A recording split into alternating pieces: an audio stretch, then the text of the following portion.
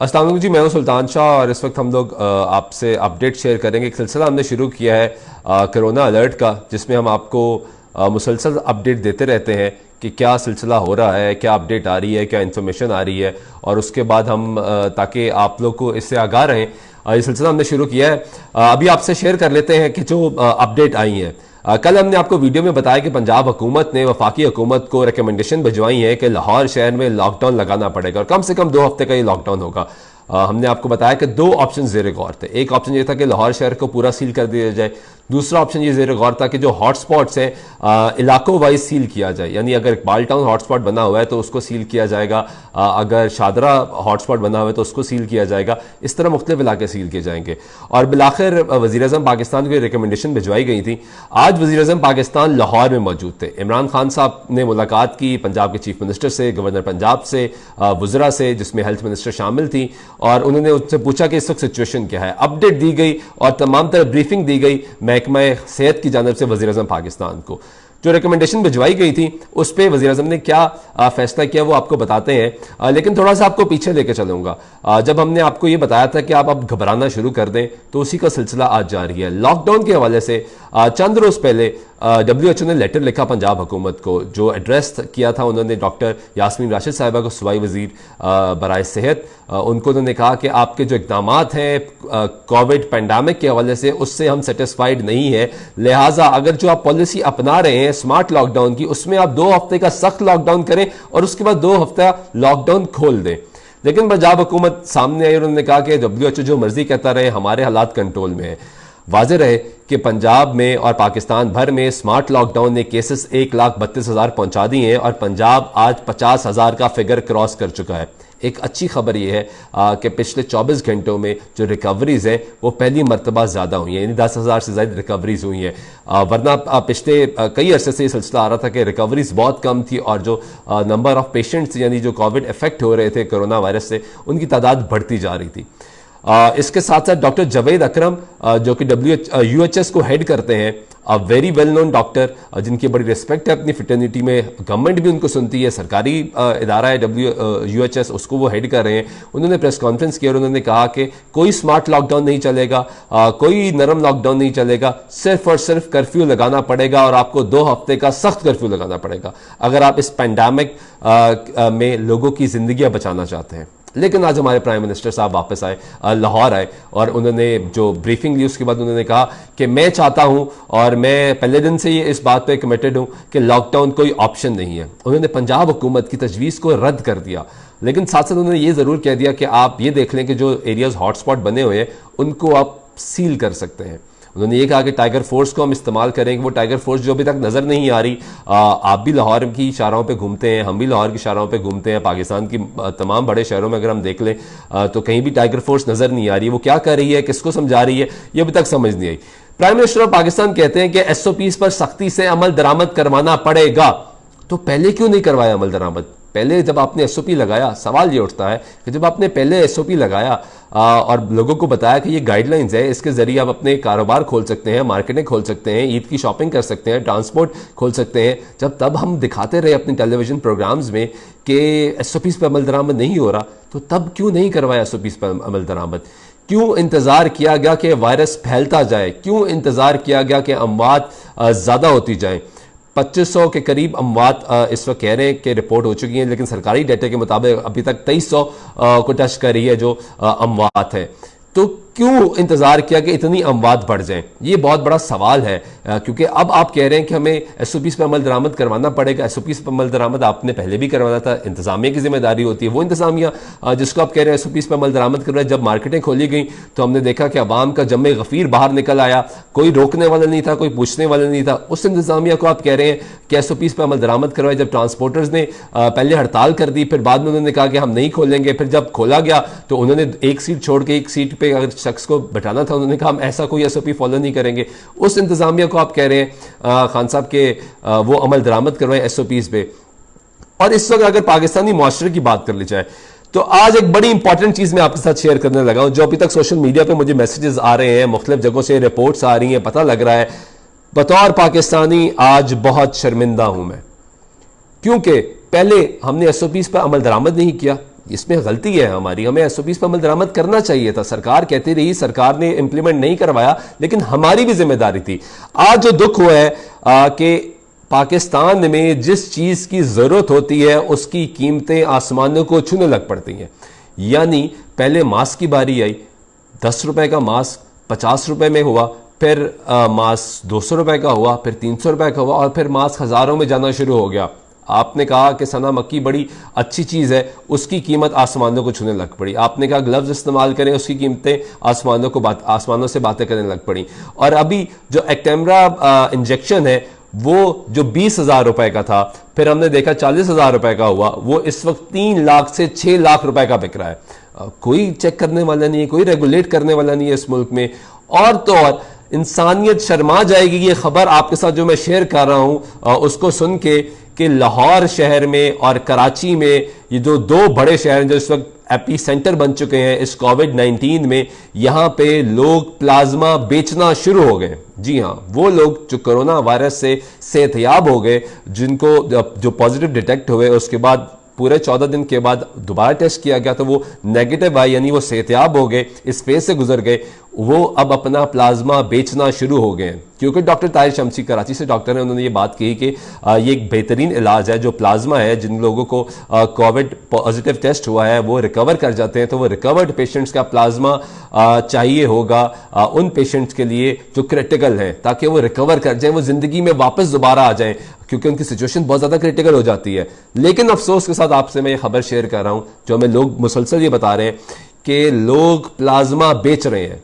खुदारा अंदाजा लगाएं कि हम किस चीज पे कारोबार कर रहे हैं। यानी आपकी जिंदगी बचानी है, आप परेशान हैं, आपका कोई प्यारा मरने वाला है, तो वो शख्स जो कोरोना से रिकवर हुआ है वो अपना प्लाज्मा बेचेगा ताकि आप अपनी जिंदगी बचा सकें। वो अपनी जेब भरना चाह रहा है आपकी जिंदगी के हवाले से। अफसोस होता है ये सुन के। और दूसरी चौंका देने वाली खबर यह है कि लोगों ने एडवांस में वेंटिलेटर्स बुक करना शुरू कर दिए हैं। जी हाँ, यहाँ पे खबरें आ रही हैं, मुसलसल सोशल मीडिया पे ये बात हो रही है, मुसलसल टेलीविजन स्क्रीन पे ये बात हो रही है, मुसलसल लोग आम जिंदगी में ये बात कर रहे हैं कि उनका प्यारा क्रिटिकल कंडीशन में है, उसको वेंटिलेटर चाहिए। लेकिन आपको ये जवाब मिलता है कि वेंटिलेटर तो मुयस्सर ही नहीं है, वेंटिलेटर है ही नहीं। लेकिन जब हमने तहकीक की और ये पता किया कि वेंटिलेटर्स मौजूद हैं, लेकिन बहुत से लोगों ने वेंटिलेटर्स एडवांस में बुक करवा लिए हैं कि खुदा ना खास्ता अगर उनको कोरोना होता है या उनका कोई प्यारा क्रिटिकल सिचुएशन में जाता है तो जब वो चाहेंगे उनको वेंटिलेटर मिल जाएगा, क्योंकि उनके पास पैसा बहुत ज्यादा है, उन्होंने एडवांस बुकिंग करवा दी है। लेकिन जरा शर्म आनी चाहिए उन लोगों को ये सोचते हुए भी कि जिस शख्स को इस वक्त वेंटिलेटर की जरूरत है उसको वो वेंटिलेटर नहीं मिल रहा, और उन लोगों को भी शर्म आनी चाहिए जो अपना कारोबार करने के लिए, जी हाँ मैं उन अस्पतालों की बात कर रहा हूं जो अपना कारोबार करने के लिए सिर्फ वेंटिलेटर की बुकिंग्स कर रहे हैं ताकि उनका कारोबार चलता रहे, उनको पैसे आते रहे। कौन बचता है, कौन नहीं बचता, कौन क्रिटिकल है, कौन क्रिटिकल नहीं है, उससे इनको कोई सरोकार नहीं है। तो ये अफसोसनाक बात है। अब बात आ जाती है लॉकडाउन की। हमें बारहा ये कहा गया कि लॉकडाउन और कर्फ्यू में फर्क क्या है। वज़ीर आज़म पाकिस्तान जब भी मीडिया से गुफ्तगू करते हैं, जब भी ब्रीफिंग देते हैं, तो हमेशा एक ही बात रिपीट करते हैं। आज सवाल ये उठता है, उन्होंने आज कहा कि न्यूजीलैंड की आबादी 30 लाख है, इसलिए वहां पर लॉकडाउन करना बहुत ज्यादा जरूरी था। पहले तो न्यूजीलैंड की आबादी 30 लाख नहीं है, खान साहब आपको गलत गाइड किया गया। न्यूजीलैंड की आबादी अप्रॉक्सीमेटली 50 लाख है, कहीं 48 लाख का फिगर आता है, कहीं 49 लाख का फिगर आता है, तो 50 लाख की आबादी है। दूसरा, आबादी का मसला ये नहीं है। जब ये बात की जाती है कि पाकिस्तान की आबादी 22 करोड़ है, तो 22 करोड़ की आवाम को कोरोना वायरस डिटेक्ट नहीं हुआ। अभी 1,32,000 की तादाद है, इंडिकेटर्स ये कह रहे हैं कि तादाद बढ़ती जाएगी। आपने खुद कहा कि जुलाई के आखिर में पीक आ जाएगी, आपने ये कहा कि ये पीक अगस्त के शुरू में भी आ सकती है। पहले आप हमें ये बताते रहे कि पीक जो है वो जून के आखिर में आएगी। तो एक तो हमें ये समझ नहीं आ रही कि हमारी पीक कब आएगी, क्योंकि मुसलसल केसेस इजाफा होता जा रहा है। लोग ये सवाल करते हैं कि पीक का मतलब क्या है। पीक का मतलब मैं अगर आपको समझा दूं, पीक का मतलब यह है कि हमारा ग्राफ जो ऊपर जा रहा है, जब ये ऊपर जाके स्टेबल हो जाएगा और उसके बाद डिक्लाइन शुरू होगा, वो हमारा पीक टाइम होगा। अभी तक तो ऊपर जा रहा है, स्टेबल भी नहीं हुआ, फिर डिक्लाइन कब होगा, एक बहुत बड़ा सवालिया निशान है। अमवात होना शुरू हो गई हैं, लोगों के प्यारे क्रिटिकल सिचुएशन में है, लोग उनकी जिंदगी के लिए दुआएं कर रहे हैं, एफर्ट्स कर रहे हैं। कोई किसी के लिए प्लाज्मा ढूंढ रहा है, जो के लोग कह रहे हैं कि 5 लाख रुपए का ले लो, 2 लाख रुपए का ले लो, 1 लाख रुपए का ले लो, वो पैसे दे रहे हैं। अब इस सब में खान साहब आप बात करते हैं गरीब आदमी की कि लॉकडाउन जब किया जाएगा तो सबसे ज्यादा अगर कोई मुतासर होगा तो वो गरीब आदमी होगा। तो मेरा एक सवाल ये उठता है, यहाँ पे पूछना बनता है कि वो शख्स जो गरीब आदमी है वो कोरोना डिटेक्ट होता है और वो क्रिटिकल सिचुएशन में चला जाता है, तो उसको प्लाज्मा कौन देगा? एक बहुत बड़ा सवाल है कि वो प्लाज्मा कहां से खरीदेगा, क्योंकि उसके पास तो 2 लाख रुपया, 5 लाख रुपया, 10 लाख रुपया नहीं है। जिस तरह आप बता रहे हैं, हमारे फिगर्स ये कहते हैं कि 25% से ज्यादा हमारी आबादी गुर्बत की लकीर से नीचे जी रही है, और जो हमारी मिडिल क्लास थी वो भी गुर्बत की तरफ जाना शुरू होगी, और जो एलीट क्लास थी वो एलीट की तरफ, मिडिल क्लास की तरफ आना शुरू होगी।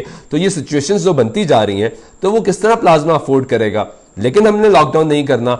इस वक्त सवाल था सिर्फ लाहौर को लॉकडाउन करने का। यानी आज खान साहब ने यह कहा कि पहले WHO ने कहा लॉकडाउन करें, हमने कहा नहीं करना। फिर हमारी पंजाब हुकूमत के महकमा सेहत ने जो समरी भिजवाई चीफ मिनिस्टर को, उसमें कहा गया कि इस वक्त ऑप्शन ये है कि 4 हफ्ते का लॉकडाउन करना पड़ेगा लाहौर शहर में, क्योंकि केसेस 6,70,800 उनको लग रहा है। लेकिन पाकिस्तान मेडिकल एसोसिएशन ये कहती है कि लग ऐसे रहा है कि लाहौर शहर में केसेस 35 लाख को पहुंच चुके हैं, तो लॉकडाउन करना पड़ेगा। तो हमने उनको नहीं माना। फिर जब बिलाखिर बुजदार सरकार, जिसका साबुन स्लो था, उसने ये फैसला ही कर लिया कि तमाम रिकमेंडेशन जहां जहां से आ रही है, जो मेडिकल एक्सपर्ट्स, जो लोग इस पे काम कर रहे हैं, वो ये कह रहे हैं कि lockdown is the only option. अगर आपने पेंडेमिक का स्प्रेड रोकना है, इस पेंडेमिक में कोरोना का स्प्रेड रोकना है, तो आपको लॉकडाउन करना पड़ेगा। लेकिन आपने उनकी बात भी इनकार कर दिया। आपकी अपनी पंजाब हुकूमत, क्या उसको नहीं पता कि बजट कैसे बनना है? क्योंकि आपने आज प्रेस कॉन्फ्रेंस में ये कहा कि जब हमने कल वफाकी बजट पेश किया तो हमें पता है कितनी परेशानी थी।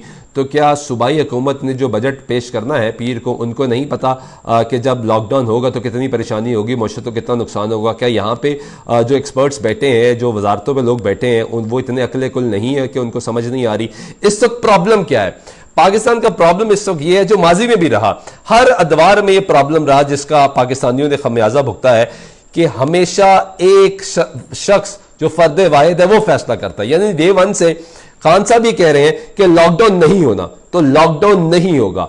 पहले खान साहब ने कहा लॉकडाउन नहीं होना, सूबों ने पूछे बगैर लॉकडाउन कर दिया, फिर जिसपे खान साहब बहुत ज्यादा नाराज हुए, बाद में उसी की तारीफ करते रहे। आज खान साहब ने न्यूयॉर्क की एग्जांपल दी कि न्यूयॉर्क का मेयर कह रहा है कि हम दिवालिया हो गए। तो खान साहब, आपके तो मुराद सईद साहब कौमी असम्बली में ये कह रहे थे कि न्यूयॉर्क का मेयर आपकी एग्जाम्पल दे रहा है स्मार्ट लॉकडाउन की। आज आप उसका जिक्र करते, जिसकी बाद में उन्होंने अलबत्ता तरदीद की थी कि हमने कहीं पाकिस्तान का नाम तक नहीं लिया। आप ये कह रहे हैं कि भारत को हम जो हमारा एहसास प्रोग्राम है उसका मैकेनिज्म दे देते हैं। भारत ने बड़ा मुंह तो जवाब दिया है उसका, हमें अफसोस हुआ है, हम बतौर पाकिस्तानी में शर्मिंदगी होती है जब भारत कोई इस तरह का बात करता है, क्योंकि हम और किसी मामले पर एक हो ना हो, हम भारत के मामले पर जरूर एक हैं। पॉलिटिकल डिफरेंसेस सबके होते हैं, लेकिन इस मामले पर हम एक हैं। तो हमें शर्मिंदगी का सामना करना पड़ा जब उसने हमें जवाब दिया। अब सवाल यहां पर यह है कि अब वज़ीर-ए-आज़म पाकिस्तान ये कह रहे हैं कि लॉकडाउन कोई ऑप्शन नहीं है। 1,32,000 केसेस स्मार्ट लॉकडाउन की वजह से मुल्क भर में फैल गए। पंजाब आज 50,000 का फिगर क्रॉस कर गया है। अब मजीद केसेस कितने बढ़ेंगे अगर लॉकडाउन नहीं करना पड़ेगा? क्योंकि आप बार बार ये कह रहे हैं कि SOPs पे अमल दरामद करवाओ। उन SOPs पर अमल दरामद हो ही नहीं सकता। कितनी बड़ी तादाद में आप फोर्स लगाएंगे? और जब बार बार आप टाइगर फोर्स का कहते हैं तो टाइगर फोर्स अभी तक हमें नजर नहीं आई। अब सरकारी दफातर खोलते हैं, अब एहसास प्रोग्राम के लिए जब पैसे बांटना शुरू करते हैं तो लोगों की बहुत बड़ी तादाद बाहर निकल आती है, वहां पर SOPs पर अमल दरामद नहीं होता। जब आप ये कहते हैं लोगों को कि मार्केटों में जाएं कपड़े खरीदें, तब वहां पे SOPs पर अमल दरामद नहीं होता। जब आप ट्रांसपोर्ट खोलते हैं वहां पर SOPs पर अमल दरामद नहीं होता। जब आप सरकारी दफातर खोलते हैं वहां पर SOPs पर अमल दरामद नहीं होता। तो SOPs पर अमल दरामद कैसे होगा? अभी तक लोगों को यह समझ आना शुरू हो गई है कि SOPs पर अमल दरामद, अगर एक छोटी सी एग्जांपल मैं रखूं यहां पर आपके सामने, SOPs पर अमल दरामद की आप बात कर रहे हैं, सिर्फ लाहौर शहर की अगर मैं आपको बात कर लूं तो लाहौर शहर की हर बड़ी शाहराह पे भिखारी बहुत बड़ी तादाद में मौजूद है। अब कुछ ने मास्क पहनना शुरू कर दिए, आप उनको नहीं हटा सके। वो कौन से SOPs फॉलो कर रहे हैं? इस वक्त आप लाहौर में मुस्लिम टाउन मोड़ फ्लाईओवर के नीचे चले जाएं तो नशेइयों की इतनी बड़ी तादाद वहाँ पर मौजूद है, वो कोई SOP फॉलो नहीं कर रहे, कोई मास्क नहीं पहन रहे। वो गाड़ी को छूते हैं, मोटरसाइकिल वाले को तंग करते हैं, हर गुजरते शख्स को तंग करते हैं। वो कौन सा SOP फॉलो कर रहे हैं? तो ये तमाम तर सवालात हैं। जब आप किसी एक कम्युनिटी पर SOP फॉलो नहीं करवा सकते तो आप किस तरीके से मुल्क में SOP फॉलो करवाएंगे? और अगर SOP फॉलो आप नहीं करवा सकते तो फिर लॉकडाउन क्यों नहीं लगाते?